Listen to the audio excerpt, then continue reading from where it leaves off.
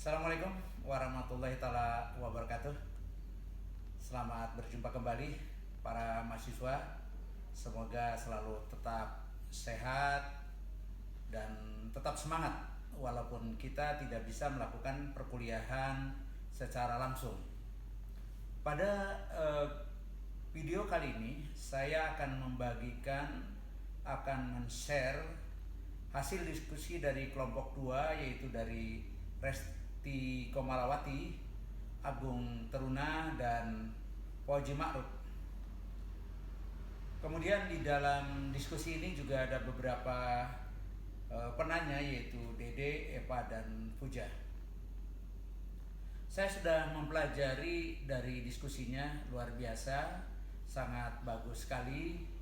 Diskusi dilaksanakan di sebuah cafe and resto, tetapi tidak menghilangkan keseriusan. Adapun materi dalam diskusi yang dibawakan oleh kelompok ini yaitu wilayah-wilayah dalam hukum internasional. Pandangan-pandangan yang diambil oleh para pemapar di dalam kelompok ini, Resti dan kawan-kawan, sangat bagus sekali. Saya harapkan nanti kelompok lain agar betul-betul mencermati apa yang telah didiskusikan oleh Resti dan kawan-kawan. Setelah itu Anda pada pertemuan Google Meet atau Zoom Meeting yang akan kita laksanakan setiap hari Sabtu, agar memberikan masukan-masukan, pandangan-pandangan Anda, dan hal-hal yang perlu Anda pertanyakan, tambahkan, atau mungkin Anda bantah hasil dari diskusi kelompok 2. Buku utama yang kita gunakan diantaranya adalah International Law dari Malcolm and Shaw. Salah satunya yang dibahas di dalam buku ini yaitu yang diambil oleh kelompok 2, yaitu tentang wilayah atau teritori. Para mahasiswa baik kelompok 2 yang terlibat di dalam diskusi pada video ini maupun kelompok lainnya yang nanti akan menyaksikan video ini, selain mendengarkan, menganalisa hasil video dari kelompok 2, Anda juga wajib membaca materinya, substansi baik yang ada di dalam buku International Law dari Malcolm and Shaw atau referensi-referensi lain. Oleh karena itu, saya harapkan para mahasiswa pada pertemuan yang akan datang betul-betul diskusinya hidup. Anda memberikan masukan-masukan yang konstruktif, dapat memberikan pembelajaran, baik kelompok 2 yang bertugas presentasi pada video kali ini maupun kelompok-kelompok lainnya, sehingga perkuliahan kita yang dihadapkan pada kendala COVID-19 tetap terlaksana dan perkuliahan tetap lancar. Semoga pada semester berikutnya kita bisa melaksanakan perkuliahan secara tatap muka. Kelompok 2 silakan dipimpin diskusi, dan setelah diskusi dilanjutkan pertanyaan-pertanyaan atau masukan-masukan dari kelompok lain pada Google Meet atau Zoom Meeting pada Sabtu yang akan datang. Assalamualaikum warahmatullahi wabarakatuh. Selamat berdiskusi. Assalamualaikum warahmatullahi wabarakatuh. Kami dari kelompok 2 di sini akan mendiskusikan tentang wilayah-wilayah dalam hukum internasional. Nah, di sini sudah ada rekan kami. Yang sebelah kiri saya ada Agung Teruna. Silakan perkenalkan. Hai teman-teman, gimana, pada sehat nggak? Di zaman COVID ini di rumah terus ya. Jangan lupa 3M. Apa tuh? Mencuci tangan, pakai masker, menjaga jarak. Oke. Kayak kita ini menjaga jarak. Sebelah kanan saya ada Pak Fauzi Ma'ruf. Silakan Pak, perkenalkan kamera. Selamat malam, Assalamualaikum warahmatullahi wabarakatuh. Perkenalkan, nama saya Fauzi Ma'ruf. Di sini kami mencoba untuk menjelaskan tugas yang diberikan oleh dosen kepada kami di kelompok 2 tentang wilayah-wilayah dalam hukum internasional. Mungkin selanjutnya akan dijelaskan pertama kali oleh saudari Rere. Silakan. Rere. Nah, di sini kan wilayah hukum internasional tuh banyak ya teman-teman. Ada 15 subbahasan. Nah, yang pertama adalah konsep wilayah dalam hukum internasional. Nah, di sini saya coba jelasin dulu ya. Hukum internasional didasarkan pada konsep negara. Negara pada gilirannya terletak di atas dasar kedaulatan yang mengungkapkan secara internal supremasi lembaga pemerintah dan secara eksternal supremasi negara sebagai badan hukum. Saat ini ada beberapa 200 unit teritorial yang berbeda, masing-masing tunduk pada teritorial yang berbeda kedaulatan dan yurisdiksi. Kedaulatan teritorial. Hakim Huber mencatat di Pulau Palmas kasus bahwa kedaulatan dalam kaitannya dengan sebagian permukaan dunia adalah legal kondisi yang diperlukan untuk penyertaan bagian tersebut di wilayah manapun negara tertentu. Kedaulatan teritorial yang dibatasi dalam hal keberadaan hak atas wilayah daripada kemerdekaan negara itu sendiri atau hubungannya dari orang ke orang. Itu adalah cara untuk membedakan hak penuh atas wilayah yang dikenal hukum dengan hak teritorial minor tertentu, seperti sewa dan perbudakan. Kedaulatan teritorial memiliki sisi positif dan negatif aspek. Yang pertama berkaitan dengan eksklusivitas kompetensi negara mengenai wilayahnya sendiri. Sedangkan yang terakhir mengacu pada kewajiban untuk melindungi hak negara lain. Perselisihan mengenai wilayah dalam hukum internasional dapat dibagi menjadi kategori yang berbeda. Perselisihan mungkin mengenai status negara sendiri, yaitu semua wilayah yang terdiri dari negara bagian tertentu, terlepas dari wilayah yang sebenarnya berada di bawah kedaulatan suatu negara. Internasional, hukum nasional juga mengakui wilayah yang tidak ada kedaulatannya.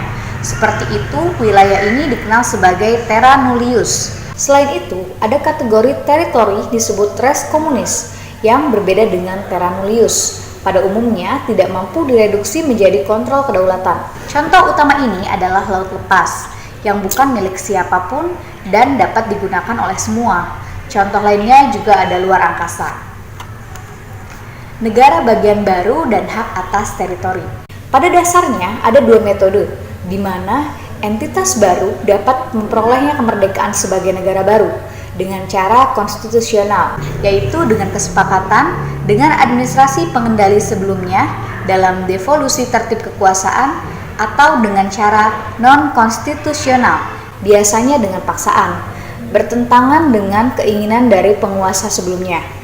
Agar suatu unit dapat dianggap sebagai negara di bawah hukum internasional, ia harus sesuai dengan kondisi hukum untuk pendukung yang menetap, yang dapat ditentukan luas tanah dan kemampuan untuk menjalin hubungan hukum. Namun, di bawah hubungan hukum internasional tradisional sampai seseorang memiliki suatu negara, orang tidak dapat berbicara persyaratan hak atas wilayah karena tidak ada badan hukum manapun mampu memegang gelar hukum. Jadi, untuk menentukan proses akuisisi hak atas wilayah, pertama-tama orang harus menunjukkan ke negara bagian yang mapan. Beberapa ide telah dikemukakan untuk menjelaskan hal ini. Satu teori adalah berkonsentrasi atas kemunculan faktual dari negara baru dan untuk menerimanya sejak negara baru ada di atas sebidang tanah. Hukum internasional seharusnya tidak melihat lebih jauh, tetapi menerima realitas kepemilikan saat ini, kemerdekaan sebagai yang menunjukkan kepemilikan, yaitu kepemilikan yang sah. Akuisisi wilayah tambahan. Yang pertama, perjanjian batas dan penghargaan batas. Yang kedua, pertambahan. Yang ketiga, penaklukan dan penggunaan kekuatan. Yang keempat, pelaksanaan kontrol yang efektif. Jadi, bahwa terlepas dari cara-cara akuisisi itu, hanya mengandalkan persetujuan negara dan konsekuensi kedaulatan. Metode untuk memperoleh wilayah tambahan adalah dengan pelaksanaan kontrol efektif yang berdaulat. Kontrol seperti itu harus membebaskan tindakan berdaulat, tetapi apa yang akan menjadi efektivitas itu relatif dan akan bergantung pada, misalnya, sifat geografis wilayah tersebut, ada atau tidaknya klaim yang bersaing dan faktor relevan lainnya, seperti sebagai reaksi internasional. Wilayah kedaulatan tidak hanya dapat diperoleh, tetapi juga dapat hilang cara-cara pada dasarnya mencerminkan cara-cara akuisisi. Di sini selanjutnya tentang integritas teritorial, penentuan nasib sendiri, dan berbagai klaim. Siapa dulu nih yang ngejelasin? Boleh? Saya dulu, boleh? Oke. Ya, silakan. Yang ini yang berapa tadi? Yang kedua ya? Yang kedua. Integritas teritorial, penentuan nasib sendiri, dan berbagai klaim. Ada sejumlah konsep lain yang mungkin memiliki relevansi dalam situasi teritorial, mulai dari penentuan nasib sendiri hingga sejarah dan klaim geografis.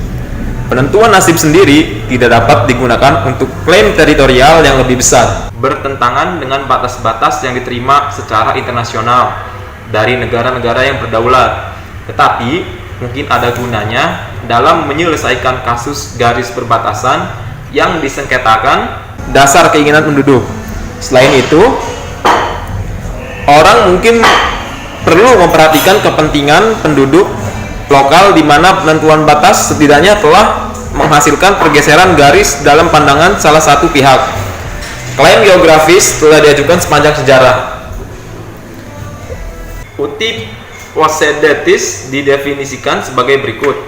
Inti dari prinsip terletak pada tujuan utamanya untuk mengamankan penghormatan terhadap batas teritorial pada batas kemerdekaan tercapai.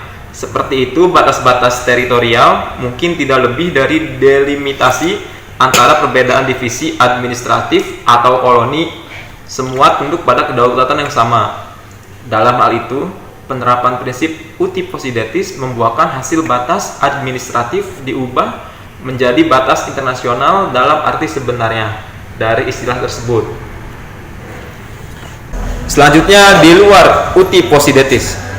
Prinsip uti possidetis tidak mampu menyelesaikan semua wilayah atau batas masalah di mana ada perjanjian yang berlaku yang relevan. Maka ini akan dibuang masalah tersebut sepenuhnya.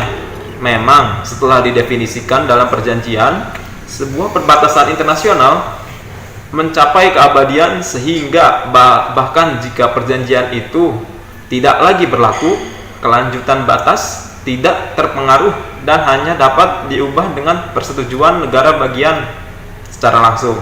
Di sisi lain, di mana garis yang ada diubah menjadi batas internasional berdasarkan prinsip tidak dapat secara meyakinkan diidentifikasi dengan bantuan materi otoritatif, maka prinsip uti possidetis harus memungkinkan penerapan yang lain. Pada dasarnya, prinsip-prinsip lain ini berfokus pada gagasan efektif dan kontrol efektif. Selanjutnya, sungai batas internasional. Aturan khusus telah berkembang dalam hukum internasional yang berkaitan dengan perbatasan sungai. Secara umum, di mana ada saluran yang terdapat di navigasi, batasnya akan ikuti garis tengah saluran itu. Itu merupakan prinsip tollweg, di mana tidak ada saluran garis seperti itu, garis batas secara umum akan berada di tengah garis sungai itu sendiri atau lengan utamanya. Batas masing-masing garis akan berlanjut sebagai garis median jika sungai itu sendiri berubah sebagai akibat dari pertambahan bertahap pada satu tepian. Kepulauan Falkland. Perselisihan panjang antara Inggris dan Argentina atas Kepulauan Falkland atau Las Malvinas dengan baik menggambarkan faktor-faktor kompleks yang terlibat dalam penyelesaian masalah tentang hak atas wilayah. Pulau itu rupanya ditemukan oleh seorang kapten laut Inggris pada tahun 1592. Tetapi baru pada tahun 1764 Inggris mendirikan satu Falklands Barat. Pada tahun 1767, Perancis menjual permukiman mereka ke negara Spanyol. Permukiman Inggris itu ditaklukkan oleh Spanyol pada tahun 1770. Tetapi dikembalikan lagi pada Inggris tahun 1774. Pemukiman Inggris ditinggalkan untuk ekonomi, tetapi sebuah plakat yang menyatakan kedaulatan ditinggalkan.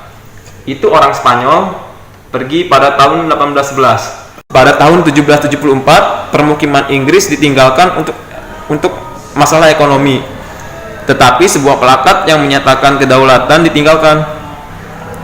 Pada tahun 1816, United Province of the River Plate dari Argentina mendeklarasikan kemerdekaan dari Spanyol dan 4 tahun kemudian mengambil alih kepemilikan resmi pulau-pulau itu.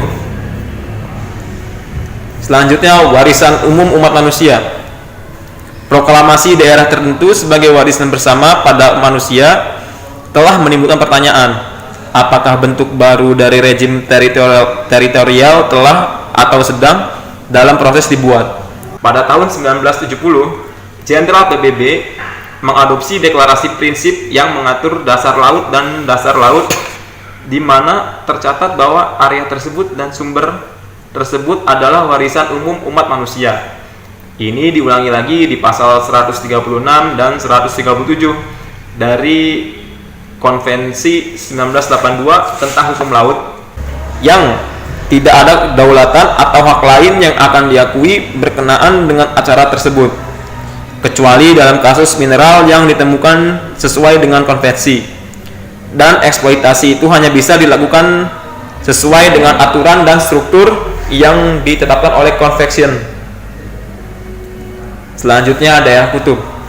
Wilayah Antartika memiliki kepentingan strategis, seperti halnya hamparan luas wilayah yang tidak bersahabat antara Amerika Utara dan Rusia. Ini sebagian besar terdiri dari bongkahan es di bawah kapal selama operasi. Negara bagian Antartika lainnya di Norwegia, Finlandia, Denmark, dan Amerika Serikat, bahwa sebagian besar wilayah ini terdiri dari bongkahan es yang bergerak. Beberapa negara menandatangani konvensi, namun penentangan terhadap konvensi menjadi tumbuh. Penandatangan konvensi 1988 tentang sumber daya mineral merangsang oposisi dalam resolusi 43/83 diadopsi oleh sidang umum tahun itu. Penyesalan yang mendalam diungkapkan bahwa konvensi tersebut seharusnya telah ditandatangani, meskipun resolusi sebelumnya menyatakan bahwa moratorium negosiasi untuk menciptakan rezim mineral di Antartika. Selanjutnya, sewa dan perbudakan. Berbagai hak hukum yang dapat dilaksanakan oleh negara di atas wilayah negara lain yang tidak mencapai kedaulatan absolut mungkin ada. Hak tersebut dilampirkan ke tanah dan mungkin akan ditegakkan meskipun kepemilikan wilayah tertentu pada hak telah diteruskan ke penguasa lain. Contoh perbudakan mencakup hak untuk menggunakan pelabuhan atau sungai, wilayah yang begitu terikat, atau sebagai alternatif, sebuah kewajiban untuk tidak membentengi kota atau wilayah tertentu di wilayah tersebut. Perbudakan mungkin ada untuk kepentingan komunitas internasional atau sejumlah besar negara bagian. Terima kasih ya untuk pemaparannya. Selanjutnya di sini akan dilanjutkan pemaparannya oleh Pak Fauzul Ma'ruf. Silakan Pak. Baik. Di sini saya akan mencoba memaparkan lanjutan kegiatan tugas untuk bagian yang ketiga mengenai hukum luar angkasa. Batas mewakili garis pemisah antara wilayah kedaulatan negara, bukan hanya di permukaan bumi, tetapi juga di lapisan bawah tanah dan di sekitar kolom udara. Pesawat udara hanya dapat melintasi wilayah udara negara dengan persetujuan negara bagian tersebut, dan di mana yang belum diperoleh instruksi ilegal, akan tetapi yang akan membenarkan intersepsi. Namun prinsip lengkap kedaulatan negara yang tunduk dikualifikasikan tidak hanya oleh berbagai multi konvensi lateral dan bilateral yang mengizinkan pesawat untuk menyeberang, mengadakan kontrak dalam kondisi yang diakui dan dalam terang peraturan yang diterima, tapi juga oleh perkembangan dari hukum luar angkasa dimaksud. Pengertian dan batas luar angkasa. Aturan Usque ad Colum menyediakan bagi negara bagian kedaulatan atas wilayah udara teritorial ke tingkat yang tidak dibatasi, tidak layak jika menyangkut eksploitasi ruang angkasa untuk mendapatkan individu persetujuan negara untuk lewatnya satelit dan kendaraan lain yang mengorbit lebih dari 100 mil di atas permukaan. Kedaulatan negara atas wilayah udara mereka dibatasi ketinggiannya, paling banyak ke titik di mana ruang udara bertemu dengan ruang itu sendiri, tepatnya di mana letak batas sulit untuk dikatakan dan akan bergantung pada teknologi dan faktor-faktor lain. Tetapi angka antara 50 dan 100 mil telah ditetapkan dan diteruskan. Saat pesawat konvensional dikembangkan untuk mencapai ketinggian yang lebih tinggi, demikian dinyatakan ingin melihat kedaulatan mereka meluas di ketinggian, dan itu juga ketidakpastian sejati, ketakutan untuk menyerahkan apa yang mungkin terbukti ada di dalam hukum internasional. Hak kedaulatan yang berharga di masa depan telah mencegah kesepakatan apapun tentang batasan dari perbatasan khusus ini. Rezim hukum luar angkasa diklarifikasi dengan tanda tangan tahun 1967 mengenai perjanjian tentang prinsip-prinsip yang mengatur kegiatan negara-negara dalam eksploitasi, ransum, dan penggunaan luar angkasa, termasuk bulan, langit, dan lainnya.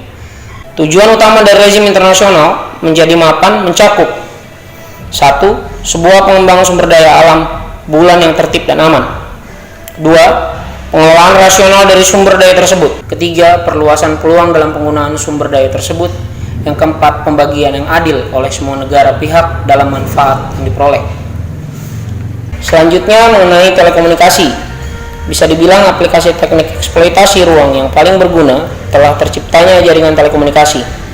Ini telah revo komunikasi dan memiliki pendidikan yang sangat besar serta potensi hiburan. Kerangka hukum pemanfaatan ruang di bidang telekomunikasi. Communication disediakan oleh berbagai Intelsat, telekomunikasi internasional, communication satellite, perjanjian yang memungkinkan negara-negara anggota internasional Telecommunication Union untuk membantu mengembangkan tablis sistem. Meskipun banyak pekerjaan pada kenyataannya dilakukan oleh perusahaan Amerika, khususnya Comsat pada tahun 1971, komunis negara membentuk jaringan satelit telekomunikasi mereka sendiri disebut Intersputnik. Rezim internasional untuk eksploitasi sumber daya orbit atau spektrum dibangun berdasarkan perjanjian pada tahun 1967. Pada tahun 1973, konvensi dan protokol telekomunikasi dan berbagai internasional peraturan radio Persatuan Telekomunikasi, peraturan radio spektrum dilakukan di Konferensi Radio Administrasi Dunia. Jadi kurang lebih seperti itu pemaparan dari kami tentang wilayah-wilayah dalam hukum internasional. Nah, gimana nih kita mendiskusikan terkait masalah ini?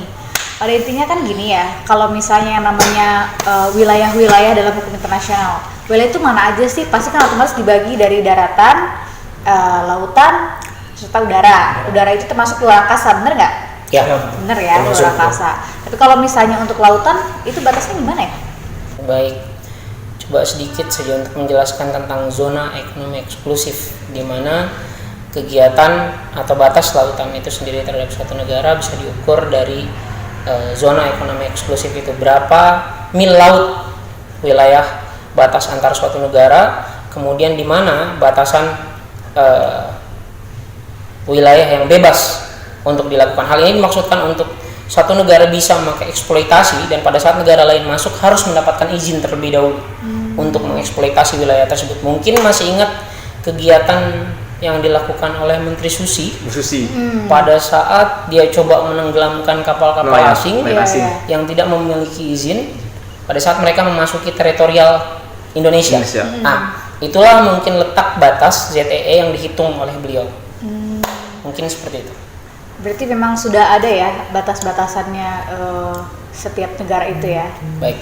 Nah, kalau misalnya itu kan tadi laut ya. Kalau di udara berarti di luar angkasa. Nih, udara kayak gimana nih kalau misalnya menurut Agung Teruna sendiri versinya?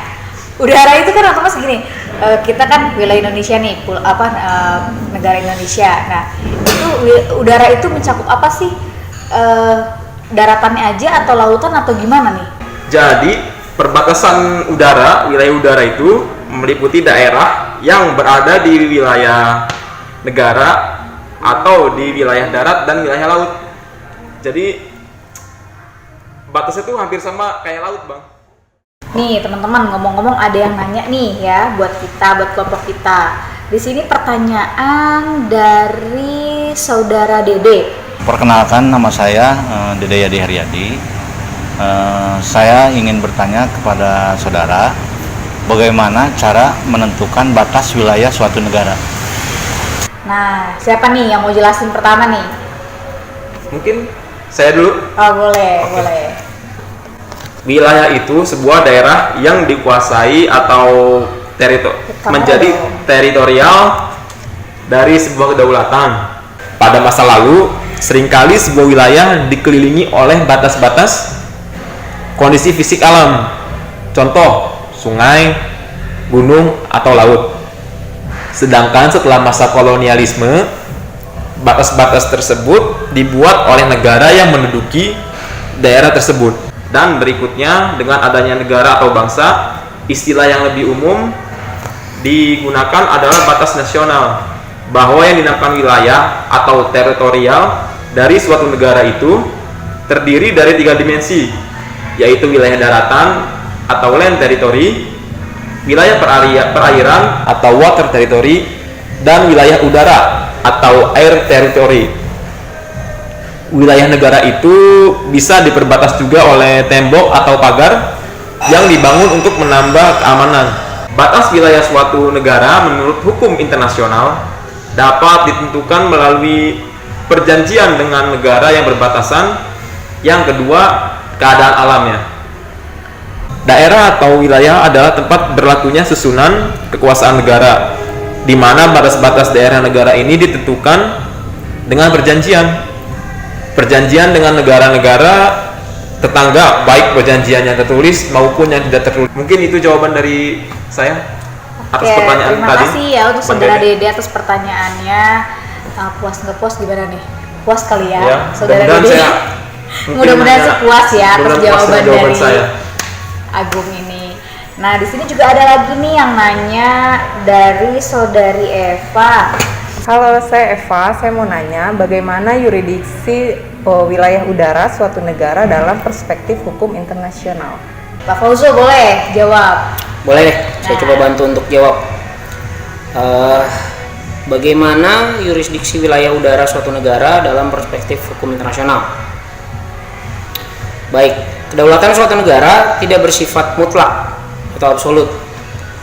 Akan tetapi pada batas-batas tertentu harus menghormati kedaulatan negara lain yang diatur melalui hukum internasional. Hal ini yang kemudian dikenal dengan istilah kedaulatan negara bersifat relatif.